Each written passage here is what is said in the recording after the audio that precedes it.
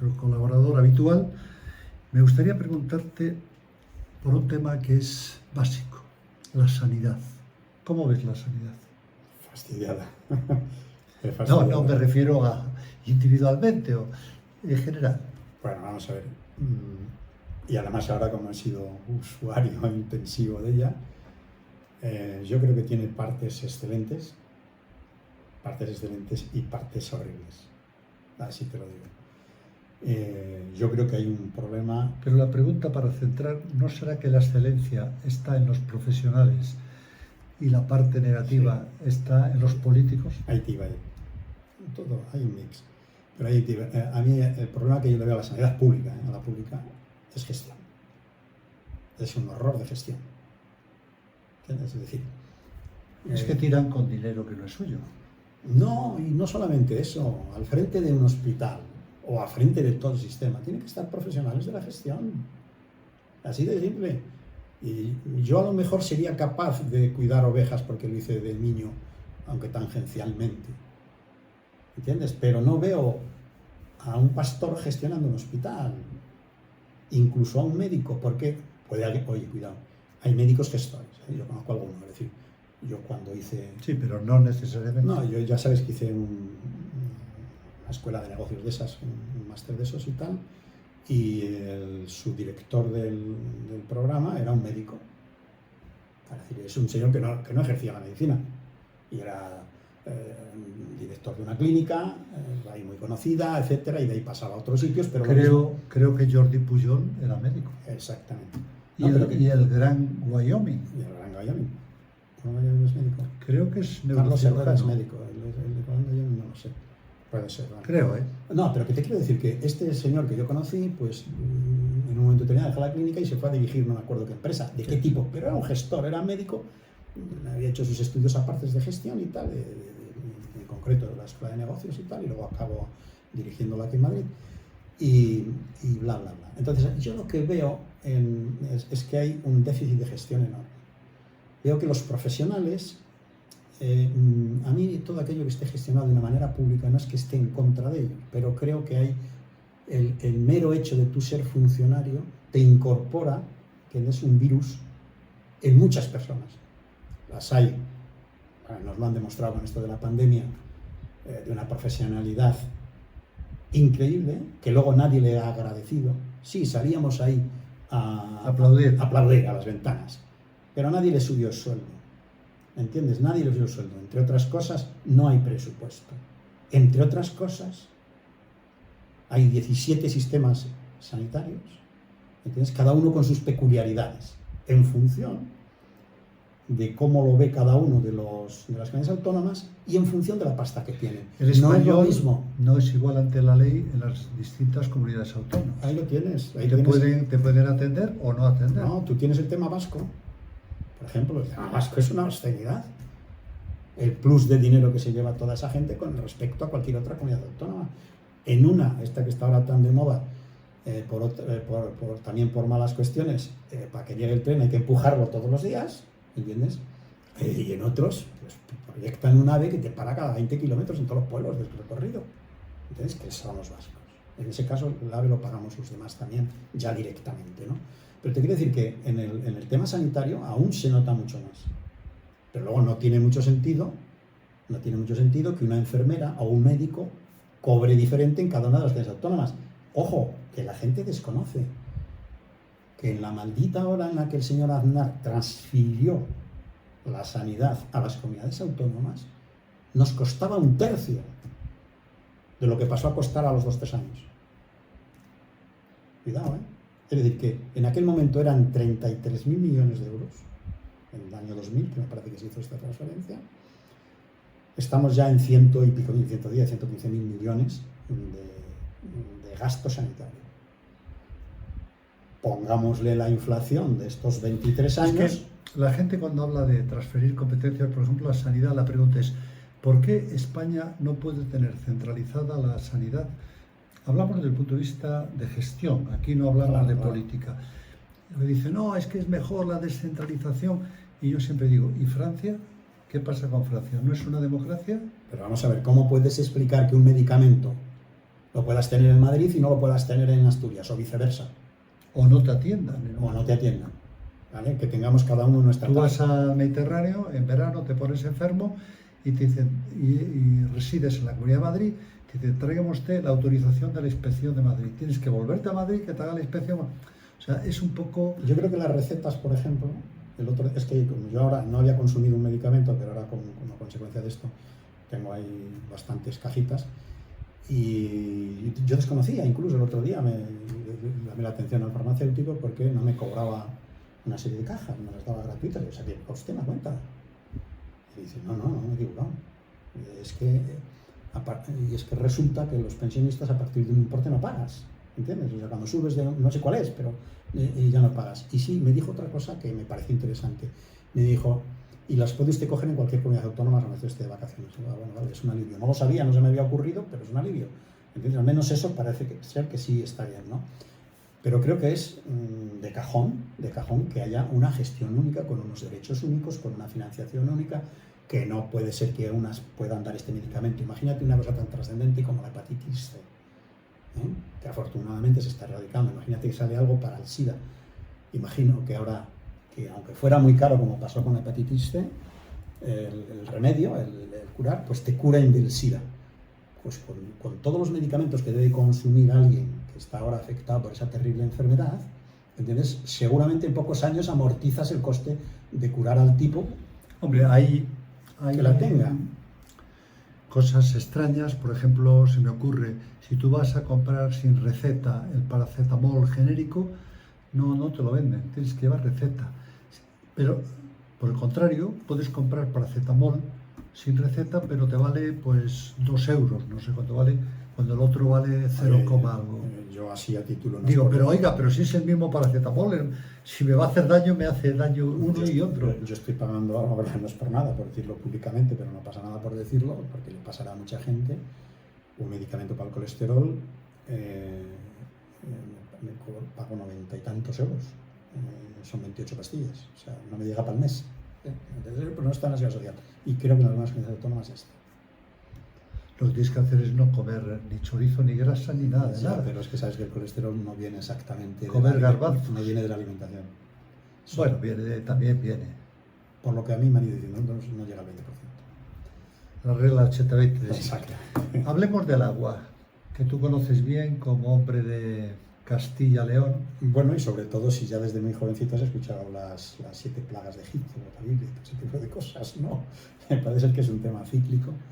Había un gobernante en España, que yo no recuerdo si la gente lo conoce, yo creo que se llamaba Francisco Franco Bahamonde. Sí, estaba loco, le dio por construir pantanos. Sí, yo me acuerdo. Ahora no sé. Y en los discursos, igual que la Calviño andaba con el tema de los depósitos. Tenía a inaugurar pantanos. No, Franco, pero además hablaba siempre de la pertinaz sequía. La pertinaz sequía.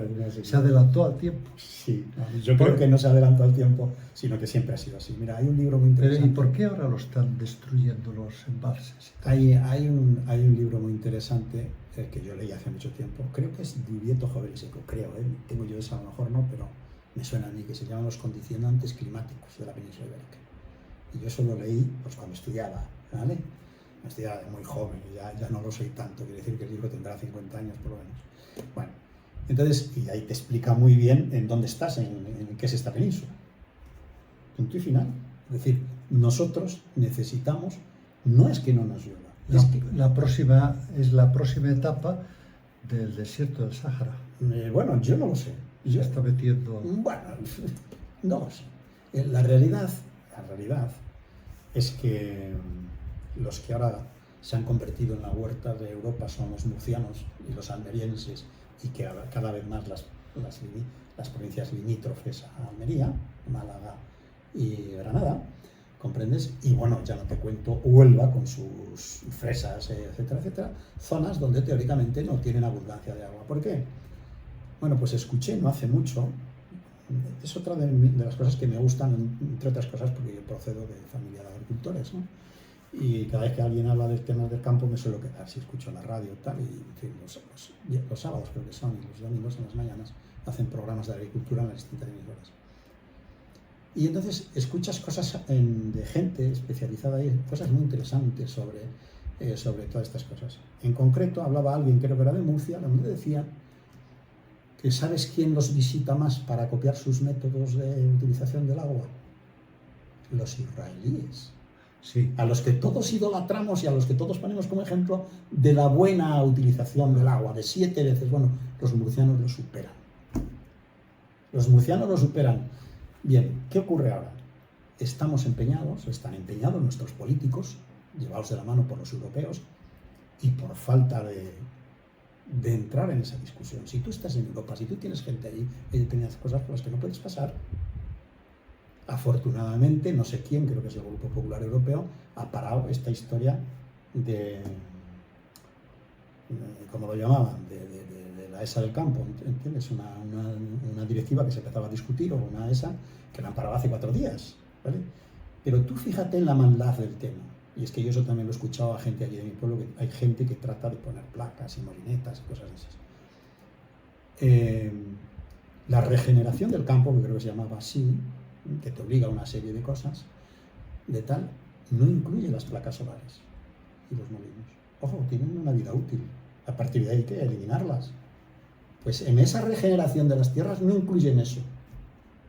Y es que es uno de los problemas que le oí discutir allí a mi familia y a gente que conozco, que había unos proyectos allí por el pueblo, por pueblos alrededor, y claro, les pagaban bastante bien. Ahora no es muy rentable cultivar la tierra, ¿vale? Entre otras cosas por esto, por la falta de agua, entre otras cosas por la falta de agua intencionada, ¿vale? Entonces, lo que alguien vio enseguida es, dice, vale, tú me pones en mis tierras y me das a tanto por placa, no sé, lo que sea, muy rentable, te sale muy rentable con respecto a poner trigo o poner lo que sea. Y vas y lo pones. Cuando termina la vida útil a los 10-15 años, te queda tu tierra con todas las placas. Te la han inutilizado, ya no sabes qué haces. ¿Cómo reciclas tú ahí toneladas y toneladas de ese material? No se obligan a ellos a quitártelos. Están los contratos. Y alguien los vio, alguien que es abogado lo vio. Pero ese es un problema que también sucedió con los biocombustibles, cuando se utilizaba trigo, cebada y demás productos que servían para la alimentación humana, claro. Se utilizaban para alimentación de los vehículos y de las máquinas. Repsol ya está comercializando, leí el otro día que en 50 gasolineras, combustible sintético que no contamina nada y que lo utilizan ya lo puedes utilizar en un coche diésel sin problemas. Y decían antes, hablaban de que era carísimo, pues bueno, hablaban el otro día de a unos 65 o algo así, que ya casi está al No, pero me refiero el destinar producción agrícola para el consumo humano a Claro, pero a eso me refiero. A eso me refiero, que es que este biocombustible que hace Repsol, por cierto, en Bilbao, que va trasladando poco a poco filiales a Bilbao, no por nada han puesto un Lehendakari al frente de Repsol, ¿entiendes? Ya te vende ese biocombustible que viene de grano, con lo cual se va a producir. O sea que lo más importante es alimentar las máquinas en vez de alimentar a las personas. Ni más ni menos. El tema del agua es un tema trascendental, que es lo que me has preguntado y me he ido desviando. Es un tema trascendental y que no se entiende el cómo podemos ceder a políticas de los ecologistas. Los ecologistas a veces tienen cosas de interés, pero esto es un absoluto sinsentido, ¿no? Como es el coche eléctrico. Es un absoluto sinsentido. No, pero en cuanto a este derrumbamiento y destrozar muchos embalses... Porque es una ESA de ecologistas que hablan de restituir el cauce natural de los ríos. O sea, tenemos que vivir como hace 20 siglos. Exactamente. Ahí está. Ese es lo que hay detrás del derrumbe de presas. El problema es que toda la oposición comulgue con eso porque está en la ESA europea, en la Agenda 2030. La famosa Agenda 2030, que es un dislate absoluto.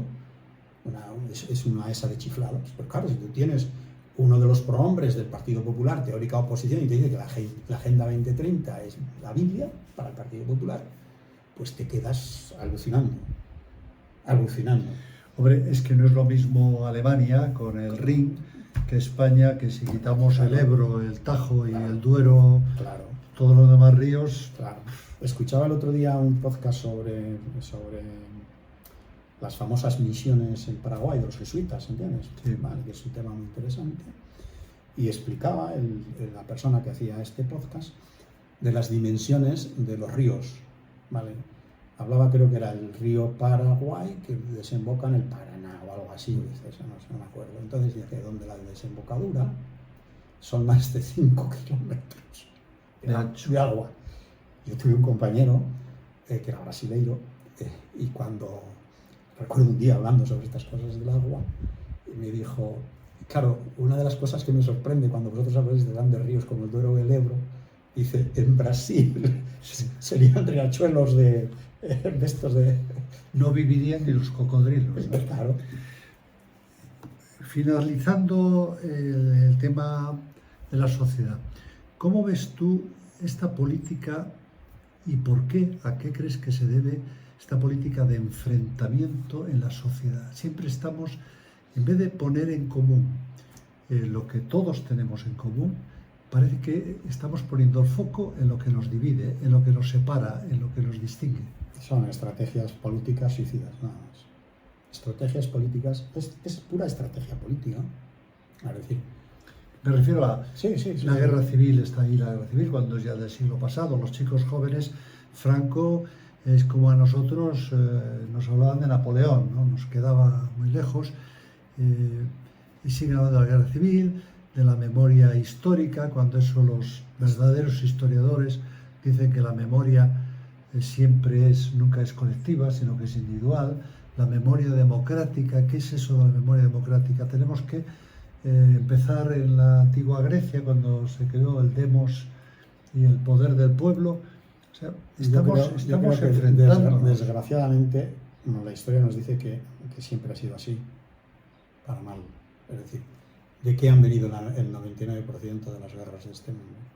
Siempre ha sido lo mismo. Es decir, unos inconscientes, o en la antigüedad normalmente era el ánimo de quítate tú, o sea, te quito tus tierras y las cojo yo, en definitiva. Pero ahora mismo, yo creo que se acentúa muchísimo desde la época de Zapatero. Ya lo empezaron Alfonso Guerra y Felipe González con el tema del Doberman, ¿vale? Ellos no soportaban el tema del Doberman.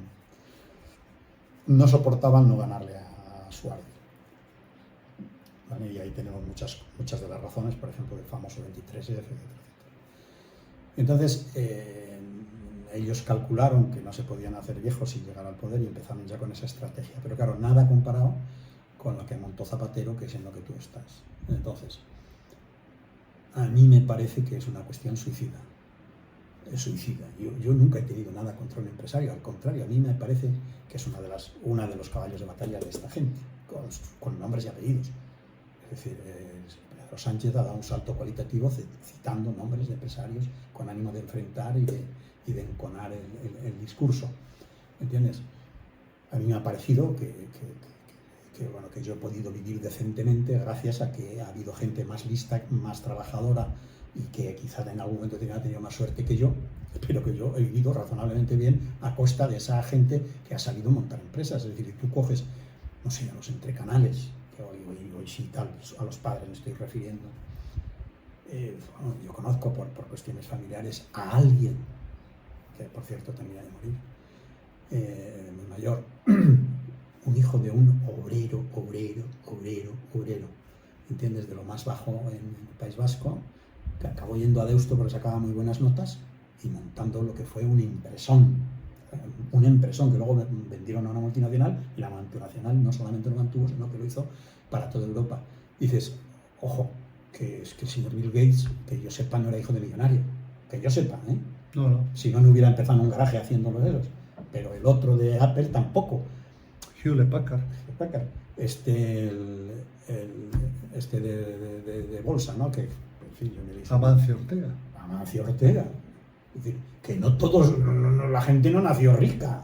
Es decir, no todo el mundo es hijo del duque de Alba, que por otra parte se lo ganó guerreando. ¿Me explico? ¿Entiendes? Y no todo está hecho. Es decir, ahora mismo con esto de las pequeñas empresas, las startups, etcétera, es gente que se juega. Oye, tú y yo que hemos estado en esa profesión de banca, sabemos de gente que ha hipotecado sus casas, ¿entiendes? Que han pedido prestado todo lo de la familia para poder salir adelante, para montar una tienda, que luego la tienda de... Tú sabes que el empresario, a mí me encanta la definición, es aquella persona que no tiene final de mes. Porque el empleado final de mes cobra, claro. Y si no cobra, protesta. El empresario no. Claro. Se arriesga, Claro. hipoteca sus bienes y que en vez de estar puesto, como diría la eximia, en el candelabro o en el candelero, pues aquí venga a atacar con nombres y apellidos. Claro, claro, pero es que no es más que ánimo de enfrentar al tema. O querer hacer que todos seamos funcionarios, dependiendo del Estado. Alguien tendrá que pagarlos. Que yo sepa, los funcionarios en Venezuela también pasan hambre ya. Que yo sepa, ¿eh? Ya, pero Es que es eso, la gente es inconsciente. Y el maná europeo, que los europeos son... Europa en sí misma son unos inconscientes. O sea, lo que es la nomenclatura esa que nadie ha elegido, son unos inconscientes. Siendo un gran proyecto, lo están convirtiendo en una basura absoluta. Y ahora, una cosa es que tú abras el grifo de la deuda, como han hecho con el tema de la pandemia. está bien. Está bien, pero no se puede dar carta blanca. Porque claro, tú encuentras... No, hay que abrir el grifo, pero controlando el Claro, caudal de y agua. tú encuentras gobernantes responsables y encuentras manirrotos que van a hacer sus elecciones y su examen el poder y sus...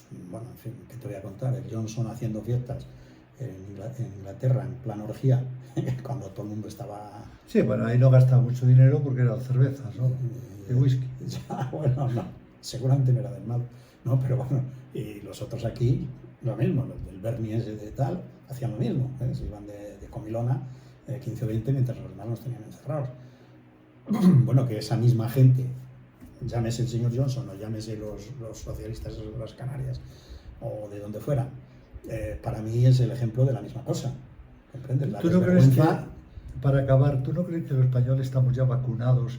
Donde dice, pues se ha apropiado indebidamente de 500 millones de euros, ha malversado 1.000 millones, ya nos parece todo igual, ¿no? No nos parece igual.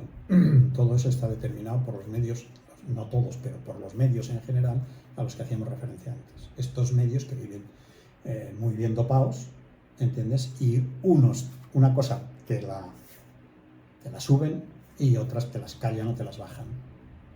¿Tú cómo puedes admitir, tú que eres abogado y ejerces, el que el señor Griñán no esté encerrado? Yo que me lo explique alguien. Bueno, porque No, después de haberte ventilado no sé cuántos, porque me parece que el juicio ha sido 600 y pico millones, pero estamos hablando de mucho más, que todavía no están sustanciados los juicios, creo. Vale, y este señor, bueno, alguien me comentó el porqué, pero bueno, tampoco voy a entrar, a lo que nadie hace referencia, ¿no? ¿Por qué no iba a entrar en prisión? Pero bueno, de esas cosas hay muchas. Entonces, claro, cuando tú ves ese tipo de barbaridades, todos nos quejamos de los delincuentes reincidentes. ¿A que sí? Todos. Pero sí. ¿Cómo puede ser que ese tío que ha hecho 25 o 27 o 100 no sé cuántos vuelva a repetirlo y no esté en la cárcel? Yo a algunos amigos siempre les digo lo mismo. Claro, es que si tú tienes que a un tío de ETA que ha matado a sangre fría a 20 y ha estado 25 años en la cárcel, proporcionalmente a ese pobre que solo robaba gallinas, aunque lo haya hecho 100 veces, ¿entiendes? Tendrás que darle otra gallina casi. Bueno, eso tenemos que aprender de Stalin. Creo que era Stalin que decía, la muerte de una persona es una desgracia. La muerte de 1 millón de personas es una estadística. Stalin. Sí, es una frase de Stalin. Acabamos esta sección y enseguida continuamos con el tema de la libertad versus seguridad.